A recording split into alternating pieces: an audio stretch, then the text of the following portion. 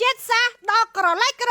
លេងដាក់គេដល់គេលេងវិញប្តឹងគេថៃត្រៀមប្តឹងម៉ាឡេស៊ីទៅកាន់ WTO និងអាស៊ានក្រោយការផ្អាកមិនឲ្យនាំចូលបង្គា5ប្រភេទឧបនាយករដ្ឋមន្ត្រីនិងជារដ្ឋមន្ត្រីក្រសួងពាណិជ្ជកម្មថៃលោកស្រីស៊ូផាជេតសិទ្ធធំពុនបានប្រកាសកាលពីថ្ងៃសៅរ៍ថាប្រទេសថៃនឹងជំរុញករណីដែលប្រទេសម៉ាឡេស៊ីកាលពីពេលថ្មីនេះបានផ្អាកការនាំចូលបង្គាថៃចំនួន5ប្រភេទទៅកាន់កិច្ចពិភាក្សាជាមួយអង្គការពាណិជ្ជកម្មពិភពលោក WTO និងអាស៊ានលោកស្រីស៊ូផាជេតថាក្រសួងក៏កំពុងខ្នះខ្នែងដោះស្រាយបញ្ហាបន្ទាន់នេះតាមរយៈវិធានការចំនួន13ដើម្បីបង្វែរទិសដៅនៃការនាំចេញនិងជួយស្រូបយកផលិតផលបង្គាក្នុងស្រុកឲ្យបាន400តោនក្នុងមួយខែដើម្បីការពារឧស្សាហកម្មពាណិជ្ជកម្មគ្រឿងសមុទ្ររបស់ខ្លួនលោកស្រីស៊ូផាជេបានបញ្ជាក់ថារដ្ឋាភិបាលថៃកំពុងតែចាត់វិធានការលើគ្រប់វិស័យដើម្បីកាត់បន្ថយផលប៉ះពាល់សេដ្ឋកិច្ចពីវិធានការរបស់ម៉ាឡេស៊ីដែលបានចាប់ផ្ដើមអនុវត្តកាលពីថ្ងៃទី1ខែមិថុនាការឆ្លើយតបនេះសបញ្ជាក់ថាថៃមិនត្រឹមតែចាត់ទុកបំរាមនេះជាបញ្ហាគ្រប់គ្រងការផ្គត់ផ្គង់ក្នុងស្រុកប៉ុណ្ណោះទេ